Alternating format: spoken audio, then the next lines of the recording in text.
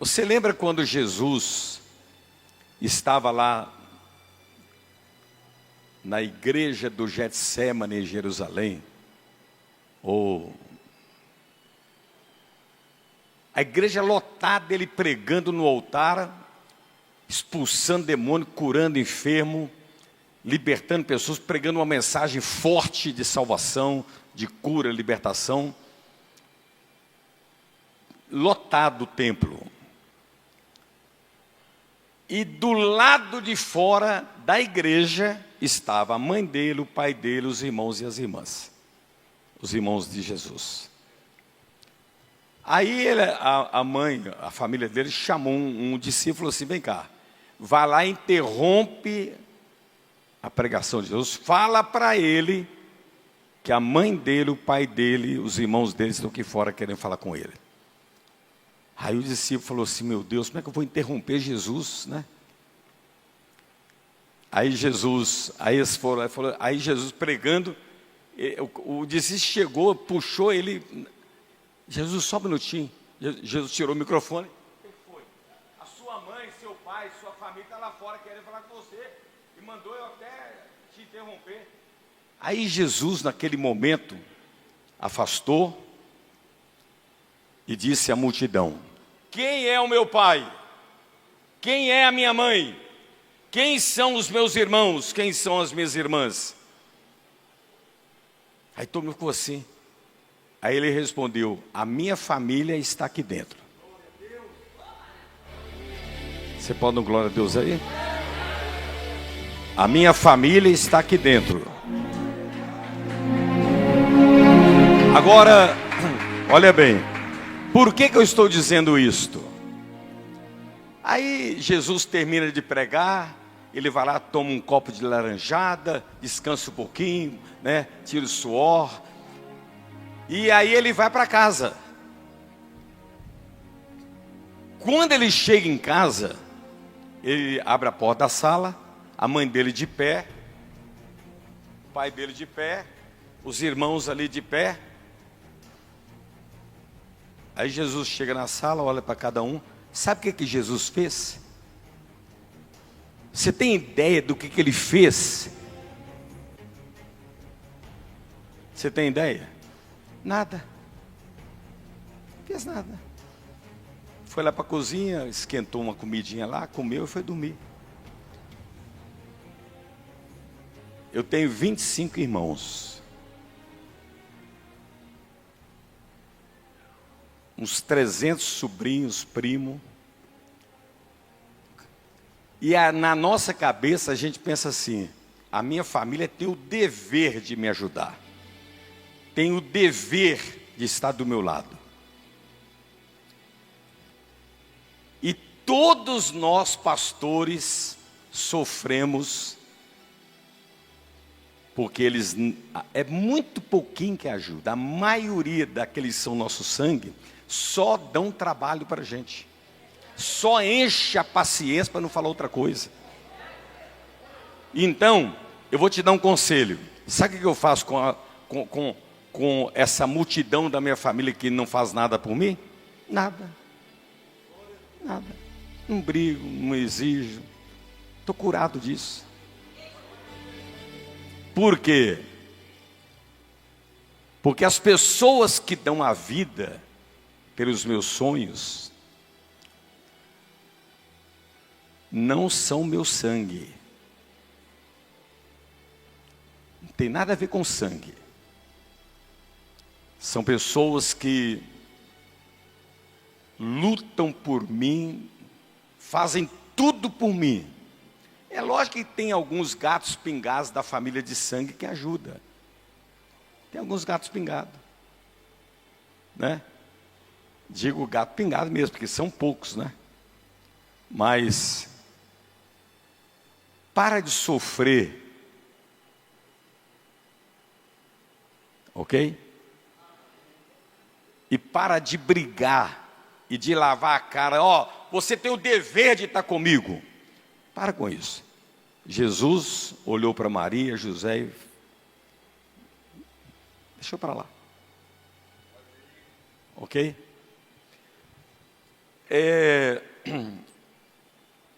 Eu trouxe aqui um pouco esse mel, porque eu quero tomar uma colherzinha de mel.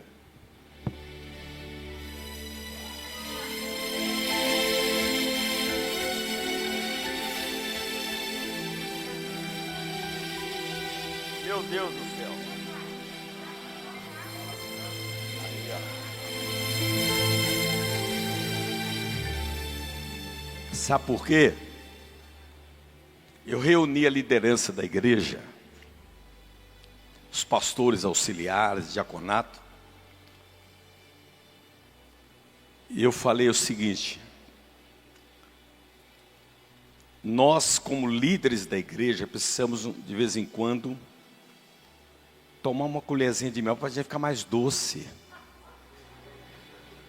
A gente está muito grosso, muito estúpido, muito ignorante, apelando.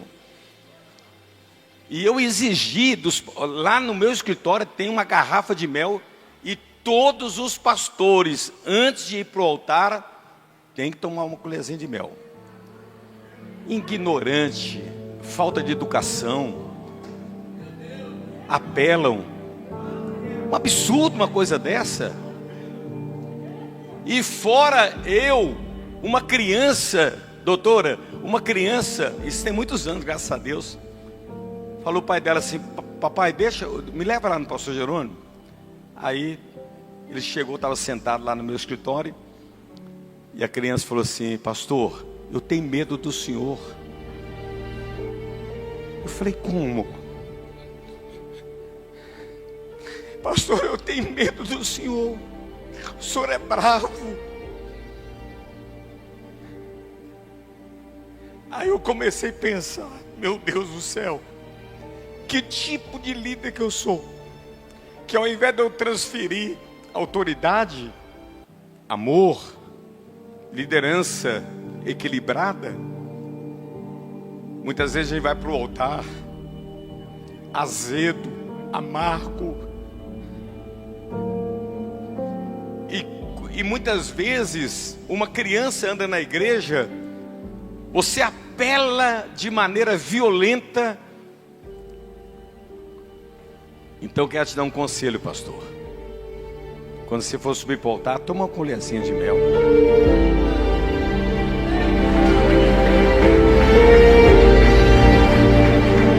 Toma uma colherzinha de mel.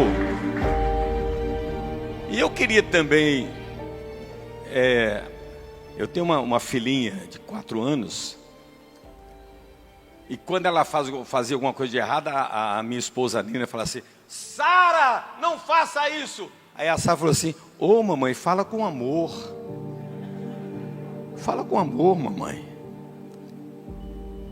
Quantas vezes a gente falta esse mel, né? Esse doce, né? Ok? Eu reuni há dias atrás todo o diaconato da igreja, grupo de dança, coral, os grupos, né? Professores de escola dominical, pastores, esposa de pastores. E eu fiz uma reunião de liderança. E eu quero comentar um pouquinho sobre o assunto que eu tratei lá. Quem é pastor titular aqui? Levanta a mão. Pastor titular. A maioria, né? Então, você faz reunião de liderança, não faz? Então, eu vou comentar de maneira bem simples o assunto que eu tive com eles. E para eu falar o que eu falei para eles e falar para vocês, provavelmente depois que eu terminar de falar aqui, você vai me deletar no Instagram, você vai me deletar no YouTube, e você vai dizer para o pastor Jorge: nunca mais traga esse homem aqui. Mas eu queria te pedir para você ter misericórdia de mim, ok? Irmãos,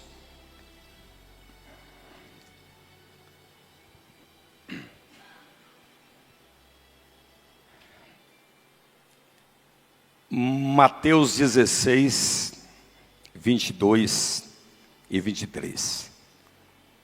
Não precisa abrir a Bíblia, não. Deixa para lá, só para a gente prestar atenção.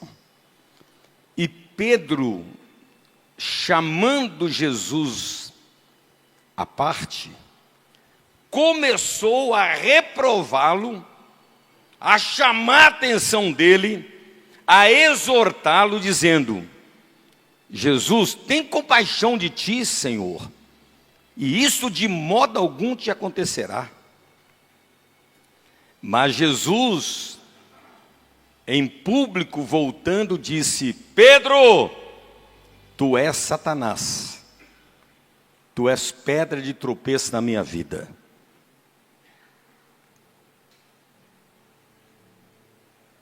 Irmãos, Jesus estava falando sobre a morte e crucificação dele. O Pedro chamou ele no cantinho e deu uma bronca nele, uma dura nele. O senhor ficou louco? O senhor é doido? Dizer que alguém vai crucificar o senhor? E com o dedo na cara de Jesus: você perdeu o juízo? O galho tentando corrigir o tronco.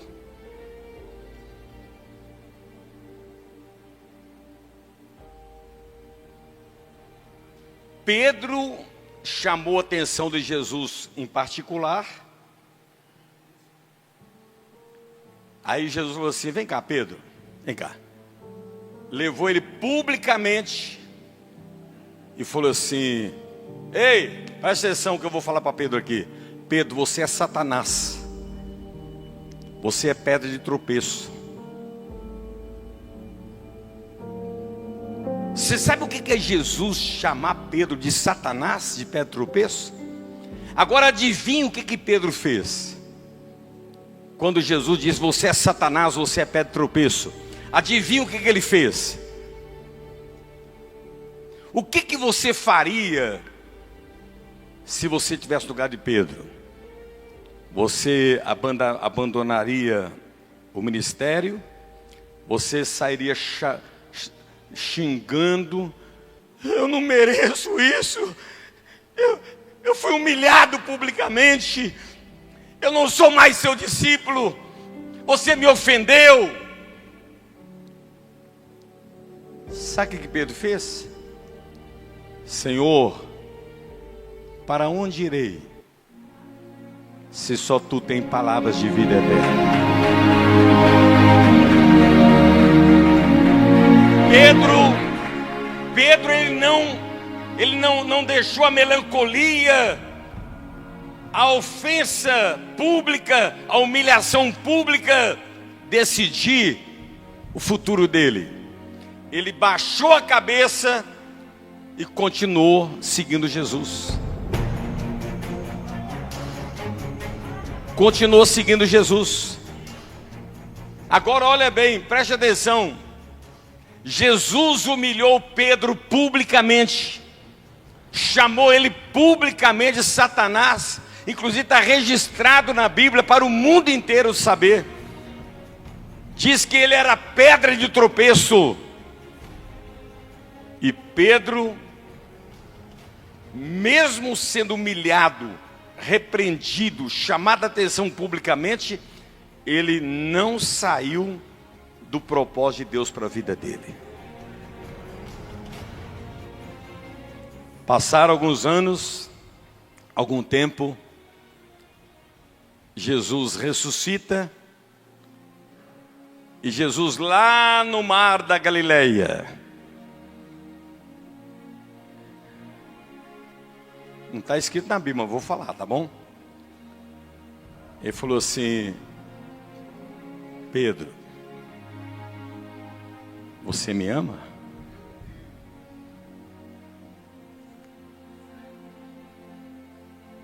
Aí Pedro disse assim: eu te amo, Senhor. Aí Jesus falou assim: então eu estou te nomeando como chefe da igreja em Jerusalém.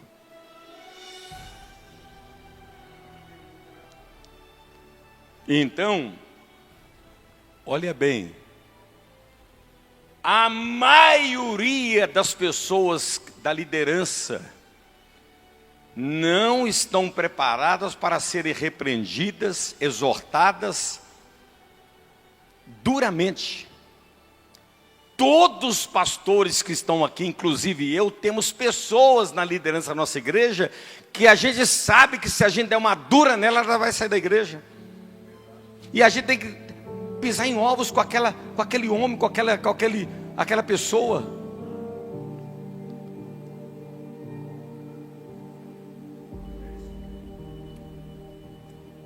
Agora, quem é que Jesus confiou a liderança da igreja de Jerusalém?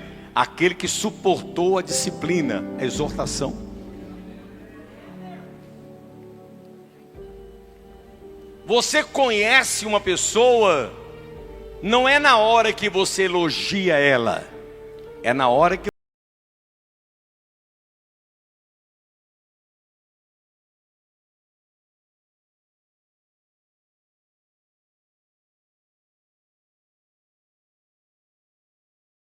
Agora, olha que coisa impressionante. Em Provérbios 3:11, olha que coisa impressionante. Filho meu, não rejeites a disciplina do Senhor, nem te enfades na sua repreensão, porque o Senhor repreende aquele que Ele ama. Agora, está preparado? A Bíblia diz que Deus, Ele elogia aquele que Ele ama. Você pode dar glória a Deus aí? O que Deus faz com aquele que Ele ama? Que elogia, meu filho. Você ficou doido?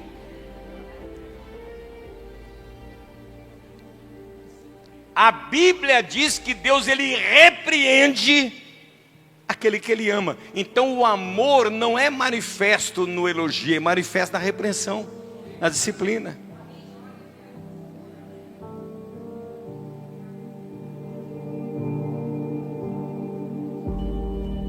O amor não é manifestado no elogio, é manifestado na exortação, na disciplina, no chamar a atenção.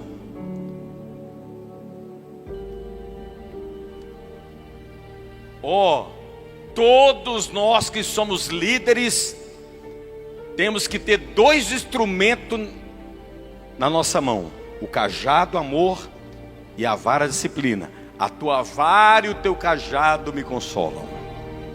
Todo pastor de ovelhas, ele usa o cajado, amor, e a vara, disciplina. Agora, a maior decepção é quando você quer só usar o cajado.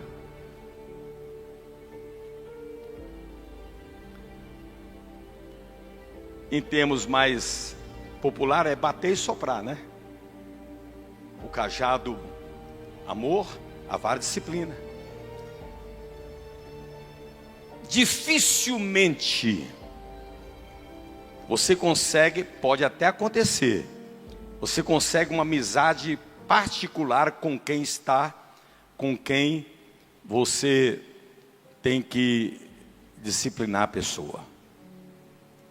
Porque a maioria das pessoas não estão preparadas para serem disciplinadas. Eu comecei na igreja há 48 anos atrás, eu estava dando aula na escola bíblica dominical falando sobre o dom do amor. Eu menininho, eu rapazinho novinho, e o pastor Mário estava atrás da porta ouvindo, e eu pregando sobre o dom do amor, né? Amor, amor, amor. Quando terminou, ele falou assim: vem cá, Jerônimo, que autoridade você tem para falar o que você está falando? Você é um hipócrita, rapaz. E deu uma dura. Eu falei, eu era tão neném que eu fiquei de mal dele 15 dias sem ele saber.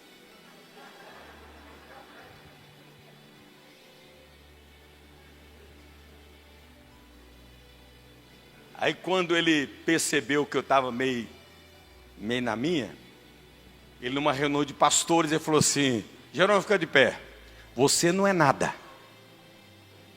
Eu falei, você não é nada. Aí eu sentei e falei, não senta não. Como que eu amo, O crescimento não vem no elogio, e vem na exortação. Eu vou virar as costas aqui, para eu falar, eu não quero machucar ninguém. Mas tem pastores aqui que fundou o seu próprio ministério porque eles não aceitaram a disciplina de quem era autoridade sobre ele.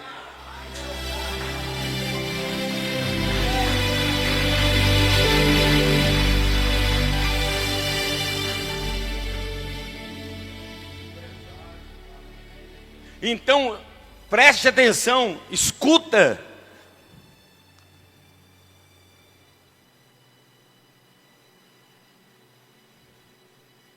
Como que nós vamos lidar com uma liderança, neném, florzinha de Jesus, que está dando problema dentro da igreja, e você não pode chamar a atenção da pessoa, porque a pessoa, estou saindo. Pastor, ministério é para quem é forte. Ministério não é para quem vive de elogios. Ministério é para quem vive de disciplina em disciplina, de exortação em exortação.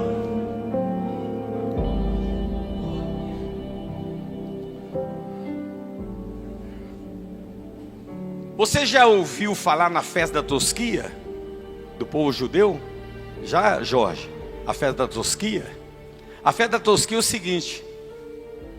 E tem hora que nós, pastores, temos que fazer a festa da Tosquia na nossa igreja. A gente tem que disciplinar alguém duramente e sem medo de perder aquela pessoa.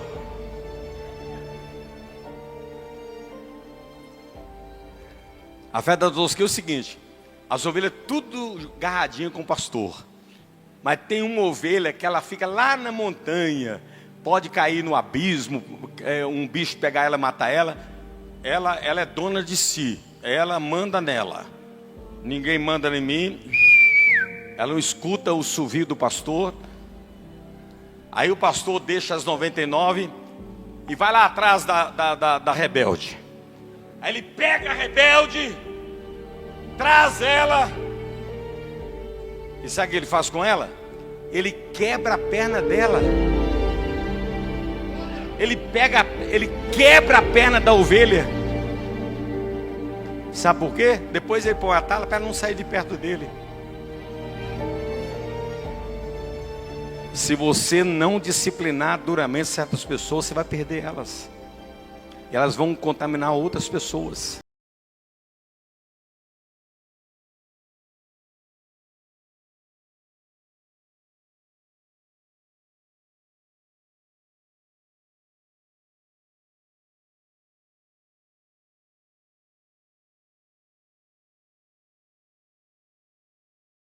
A igreja tem ovelha rebelde. Há mais ou menos quase 40 anos atrás, o meu irmão Louro, Lorival Louro, ele administrava uma fazenda, administrador de uma fazenda, e lá tinha 50 vacas de leite, e lá tinha 50 coxos, e cada coxo era numerado, coxo 1, 2, 3, tudo era numerado. E aí o Louro falou assim: ô Jerônimo, sobe aqui na cerca do curral e fica olhando. Eu vou colocar a mesma comida em cada coxo. Aí ele foi pegando a mesma comida, colocou comida no coxo 1, 2, 3, 4, 5, 6, 7, até os 50. Agora ele falou assim: agora preste atenção. Sabe aquela vaca marrom? O coxo dela é o 26. Eu vou chamar ela, chama lá aí, né? E ela vai entrar, vai passar na frente, tudo enquanto é cor, vai comer no 26. Eu falei: você está brincando? Chamou ela pelo nome, abriu a porteira, ela entrou sozinha. Todos os coxos tinham a mesma comida. Ela foi no coxo 26. Eu falei: gente, o que é isso? Ela não comeu em nenhum outro coxo.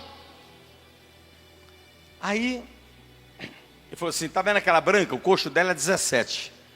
Você está brincando? Ele pôs a branca, ela passou na frente, tudo quanto é coxo, comeu no coxo 17. Ele foi fazer isso com umas 10 vacas, cada uma não errava o coxo dela. Eu falei assim, mas sabe aquela preta e branca?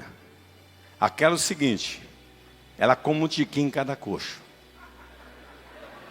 Vai levando chifrada, e o que é? Aí eu falei, você está brincando? Aí ele chamou aquela vaca preta e branca. Aí o coxo dela era o número 2. Ela foi lá no 30 e tentando comer, levou chifrada, foi para o 29 e chifrada e foi comendo e depois ela voltou e comeu no coxo dela. Falei, gente, isso é igual a igreja. Irmãos, a igreja do Getsemane não é num ponto estratégico assim. Gente, essa multidão que vem aqui, tem pessoas que moram em Betim.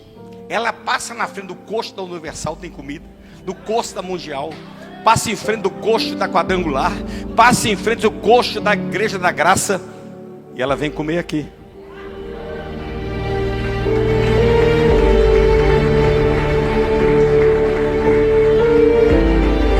Vem comer aqui. Eu fico impressionado, a pessoa, ela passa na frente sem coxo. Tudo tem comida, mas ela não erra o coxo dela. Mas tem aquele que na segunda come no coxo da Universal, na terça come no coxo da Getsemane, na quarta come no coxo da Quadrangular, na quinta come no coxo da Igreja da Graça, na sexta come no coxo não sei de onde, e no domingo ela fala assim, que coxo que eu vou comer? Quem come 2 coxos morre de fome. Isso não é edificação. Você precisa, eu te pergunto, quem é o seu pastor? Quem é o seu pastor? A pessoa não tem identidade, ninguém é autoridade sobre ela.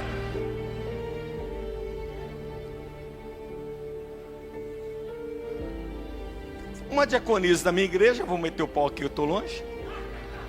Uma diaconisa da minha igreja, foi um casal lá endemoniado, o pai endemoniado, a mãe endemoniada, os filhos endemoniados, e a gente deu um trabalho para expulsar o demônio, e uma guerra, e a gente pede pastores para visitar.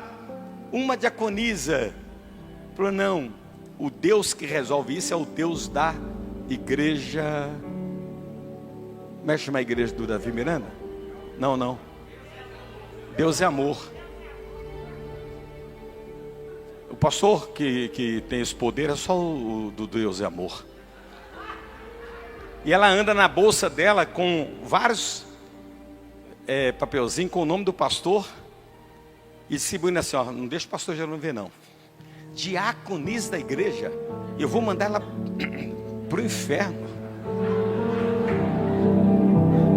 Tem líderes que ele não edifica a sua igreja. Perdê-lo é ganhar. Perder é ganhar. Então, preste atenção no que eu estou dizendo. Jesus, quando ele olha para os 12 discípulos, quem é que ele escolheu para liderar a igreja em Jerusalém? Aquele que aguentava a disciplina, aquele que aguentava ser a chamada atenção, aquele que dizia, eu não arredo o pé, porque só tu tem palavras de vida eterna. Dá um grito de glória.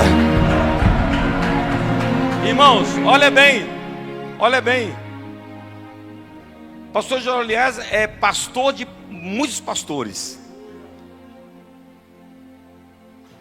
Será que ele pode chamar você de capetinha? E você não vai dizer assim, eu vou fundar minha igreja porque ninguém reconhece o meu valor? Deixa ele meter o maio, deixa o chicote comer, porque é na disciplina que você cresce, é na exortação que você cresce. Dá um grito de glória. Ok? Então, só foi um cafezinho, ok? Um cafezinho. Você pode dar um glória a Deus aí? Não me deleta no Instagram não, por favor. Agora, olha bem, para amaciar você um pouquinho, eu vou te dar uma receita que quem praticar essa receita fica rico. Não tem como o cara ele aprender isso e ficar pobre. Na hora que ele aprende isso, a igreja dele cresce, tudo prospera, tudo vai para frente se ele descobrir um segredo. Um segredo. Você quer se tornar um Jorge Linhares amanhã? Ah, então olha bem. Que quando eu entrei aqui, eu falei assim, meu Deus, quando é que eu vou ser grande assim, né? Então eu vou te dar um segredo. E o apóstolo São Paulo falou assim, ó, divida os seus bens com aquele que te ensinar o segredo. Ok? Então, depois do altar, eu vou estar aqui do lado do gasofilácio. Irmãos, fica de pé. Dá um grito de glória a Deus. Dá uma rodada aí, diga aleluia. Agora pode sentar outra vez. Pode sentar.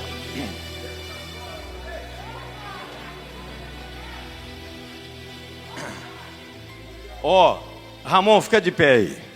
Tá vendo o Ramon? Ramon é meu sobrinho. Eu sou pai na fé dele. Mas ele é pastor da Getsemane. E eu quero dizer uma coisa para você. Ó, olha bem. O Jorge também era da quadrangular. Desviou para Getsemane. É, brincadeira. Mas olha bem. O Jorge, pastor Jorge. O Ramon, todo esse período aí que tem que conversar com você, ele conversa comigo também. Sabe o que ele fala? A decisão do pastor Jorge é a minha decisão. Longe de você. Eu sempre falei assim, obedeça a decisão dele. Viu?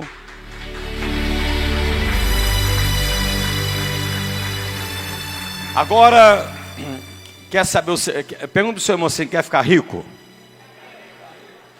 Quer ser grande? Quer ser poderoso? Então vai aí um remédio, uma receita para você. Josué é rapidinho, tá? É rapidinho. Josué capítulo 1, 1 e 2. Diz assim: sucedeu depois da morte de Moisés, servo do Senhor, Moisés servo do Senhor, Moisés servo do Senhor, que este falou a Josué, filho de Num, servo de Moisés, servo de Moisés: Moisés, meu servo, está morto, dispõe-te agora. É rapidinho.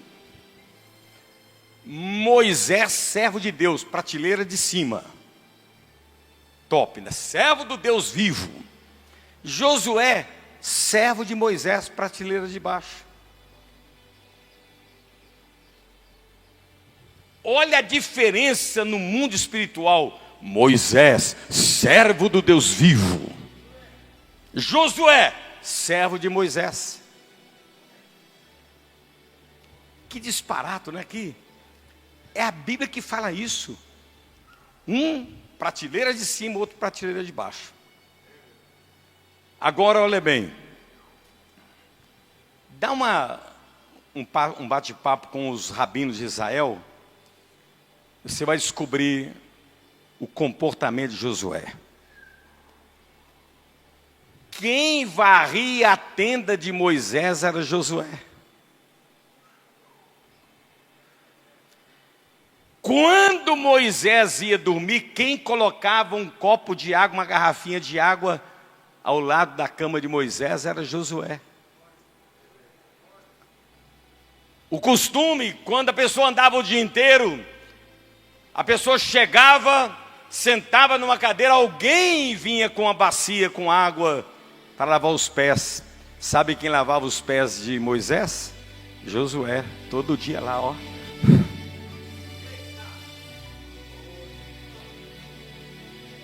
Moisés dormia dentro da tenda, limpinha, arrumada. Por quem? Por Josué. E aonde que Josué dormia? do lado de fora da tenda, no relento. Ele sentava ali do lado de fora, encostava ali no pau ali da tenda, porque ele pensava assim: se eu dormir longe, Moisés pode precisar de mim de madrugada, e eu não quero que ele não me encontre. Moisés falava assim de madrugada: Josué, você está aí? Aí ele: sim, Senhor. Josué não tinha sonhos. Os sonhos de Josué eram os sonhos de Moisés.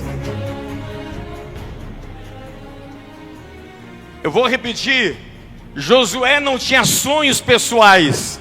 O sonho dele era o sonho de Moisés. Era servir Moisés, era ajudar Moisés, era aliviar a carga que estava sobre Moisés. Ele vivia em função de servir Moisés.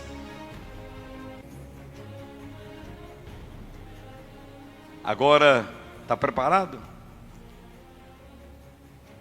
Quantos homens estavam no deserto com Moisés? 700 mil homens.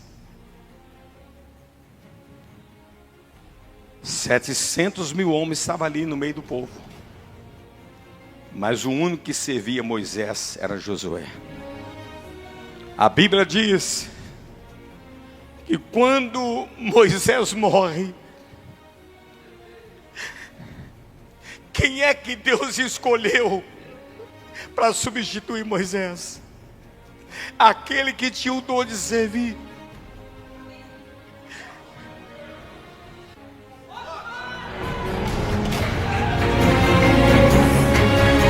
Quem é que Deus escolheu para substituir Moisés? Aquele que tinha o dom de servir. Todas as vezes que Moisés servia Moisés, que Josué servia Moisés, Deus estava olhando aquilo. Quando ele colocava um copo de água para Moisés, Deus estava vendo. Quando ele varria a tenda de Moisés, Deus estava olhando. Quando ele dormia do lado de fora, Deus estava vendo. Quando você serve, Deus está de olho em você.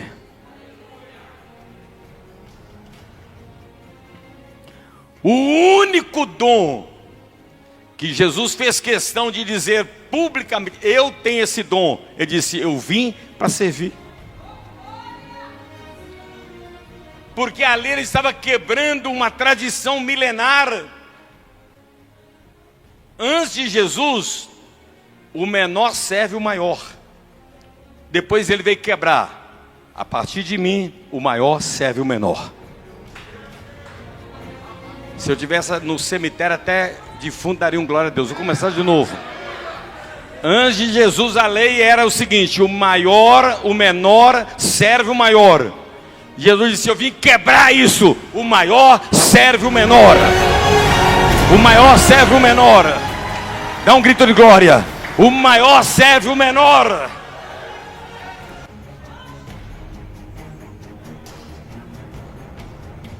Por que houve aquela revolta quando Jesus pega uma toalha, uma bacia, manda os discípulos ficarem assentados, ele ajoelha aos pés de cada um e começa a lavar? Eles ficaram irados porque até aquele dia o certo era cada um lavar os pés do rei. Agora o rei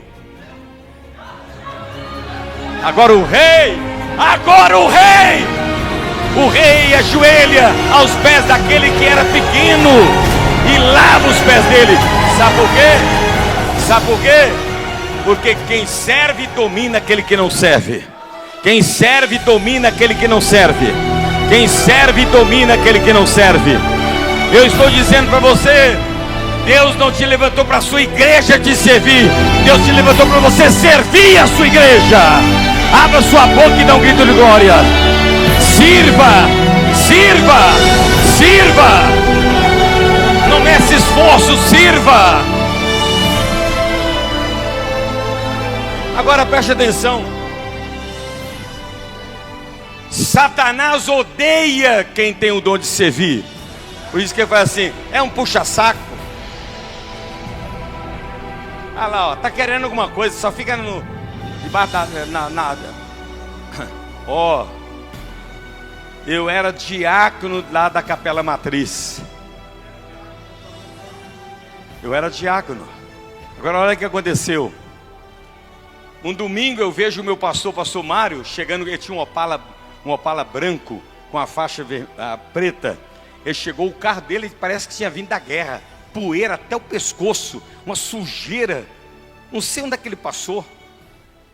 Aí ele deixou o carro dele lá, né? Aí sabe o que eu fiz? Quando ele subiu para o altar, eu fui lá, peguei um balde, peguei pano, peguei tudo, dei uma geral no carro dele. Arrumei um pretinho, passei no pneu dele, do carro dele. Falei para Marlene, me presta a chave do pastor Mário aí, eu quero dar uma limpeza. Ele me deu a chave, eu limpei o carrinho todo por dentro. Quando o pastor Mário olhou o carro dele, Marlene, o que é isso? Eu já tinha ido embora.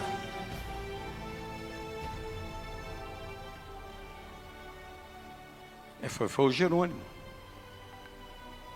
O Jerônimo?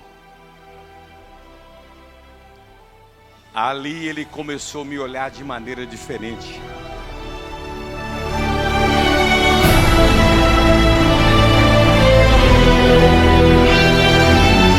Deixa eu falar para você uma coisa. Eu tenho mais de 3.000 pastores que são meus filhos na fé. Mais de 3.000 que hoje estão pastoreando igreja. Nasceram no tempo dos anjos. E sabe qual é o sinal de quem Deus chamou para o ministério? O dom de servir.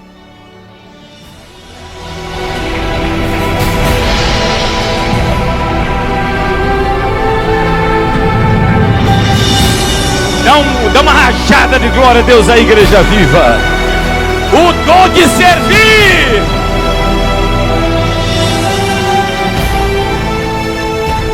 Jesus disse: ei, cuida do alheio como se fosse seu, para que um dia eu possa.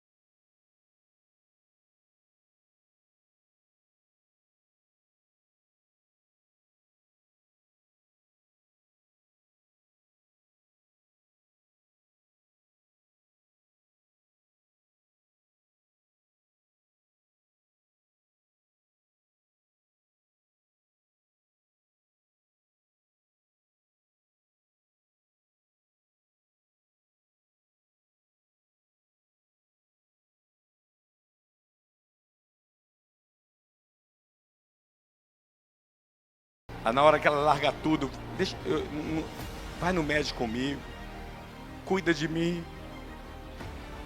Quando ela levanta de 5 da manhã e fala assim: deixa eu fazer sua barba. Ela olha o meu corpo, a gente é meio relaxado, tudo rachando. Ela pega lá o creme, passa ali. Então é no cuidado que eu percebo que ela me ama.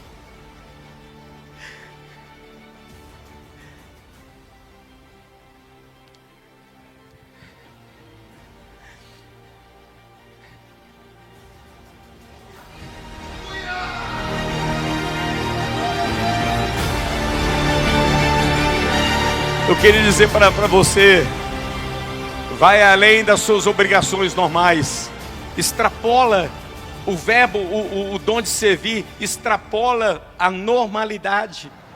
Você se destaca pelo servir.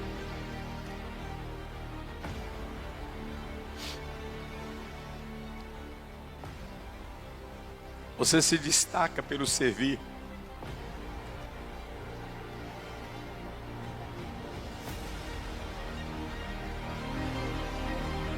Curva a cabeça. Ore, clamareando em Sila.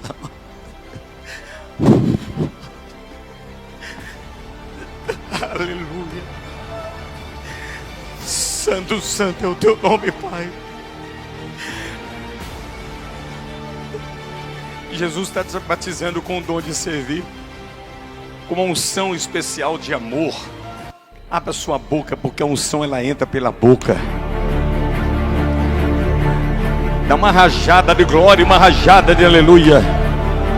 Você está cheio do poder do Espírito Santo. Você é a igreja viva. Você é revestido com o poder do Espírito Santo. Abra sua boca e dá um grito de glória. E seja renovado no nome de Jesus, aleluia.